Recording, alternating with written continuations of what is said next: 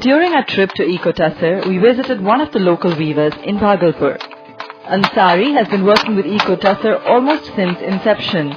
During that time, he has increased his income, improved his living conditions, and is providing education for his family of 4 children.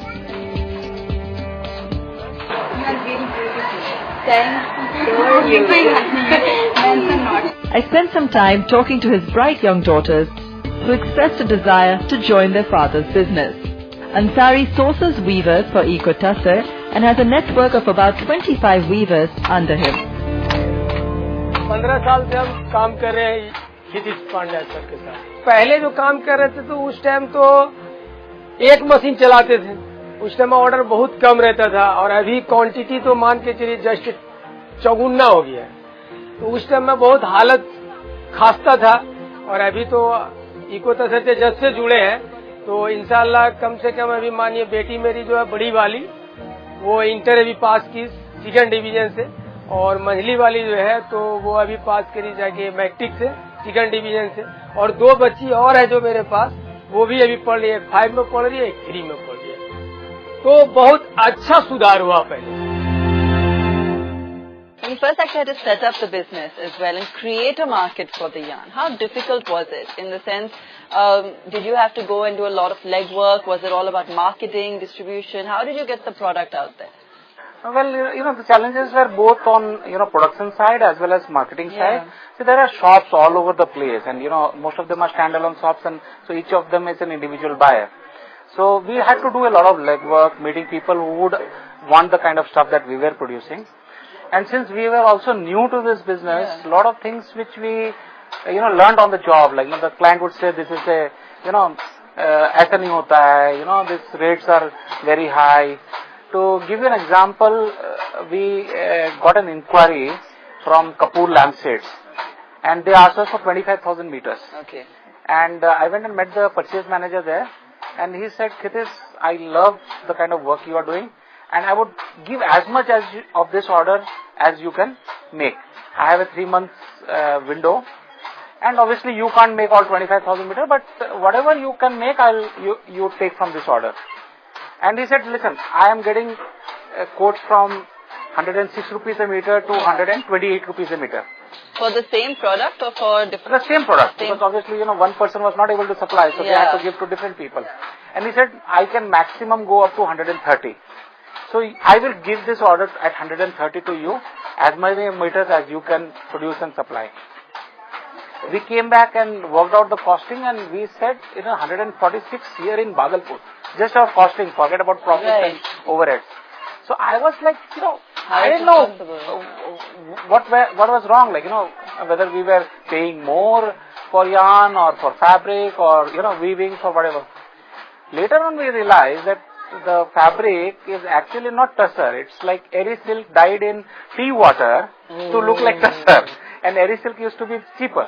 Now things like that we learned on the job, and of course the various things about, challenges of hand weaving are fabric is uneven, which to a lot of people it's a defect. But then, there are also people who love that, very handmade kind of variable look. So the idea is to find enough number of people who appreciate your product with all its watts and everything and make it a viable business, and that's what we did. We right now have across the country we supply to stores, and I'm proud to say we have customers in Srinagar, in Pondicherry, in Kanyakumari, in Bhuj, and in Manipur. That's all over the country, really. And your selling point is what? What is the niche that ECOTASAR provides? Is it just the fabric? Is it also the design? What is the selling point? See, I would say that we worked on 2 things which we leverage. One is design. We have been consistently, we use a lot of effort, we spend a lot of money in coming out with new designs which are very different from what you see in Bhagalpur with other people. The other thing is, we went to pockets where tussar had never gone, like places like Thrissur or, Calicut or, people, even used to ask, is this silk? Is this pure silk? Places like Imphal in Manipur. The whole idea was that there's a huge market. Women love saris. It has to have a certain, look and feel. Yeah. They don't bother whether it's made out of, mulberry silk, or they don't even know.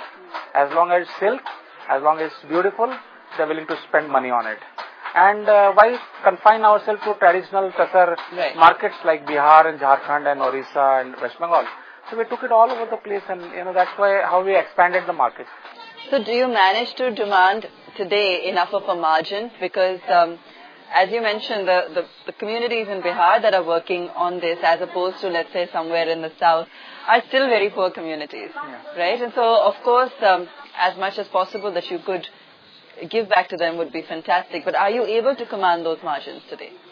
See, it's a very competitive market out there, and we are selling to the trade. And if we were selling directly to the consumer, we would be able to get a premium. Most of the premium is anyway captured by the retailer. Got it. We are, as far as they are concerned, we are undifferentiated, kind of a commodity supplier to them. But within that, if someone were to supply from Bhagalpur a general sari, if he would supply at 2,000, let's say, we are able to supply at 2,800. Primarily because the shopkeeper is willing to pay that 700-800 rupees extra, is because our designs are very different. Our use of colors is very contemporary, very, to the taste of the market. And but obviously that 700 is not just additional profit. The kind of distribution cost that we have an office to run, unlike a small trader who would just operate from home. And plus we invest a lot of money on, like I said, in design. But the fact of the matter is we have grown volumes, from 7,000-8,000 meters a year in 2000 to 2.5 lakh meters this year, in the year just concluded. Which means that is more work for people here, more money gets pumped into the local economy. Right. And instead of going into pockets like Mumbai or Delhi, it comes to a locality like this. How to run a business and create a sustainable solution at the same time. We get some answers from Kitish when we come back.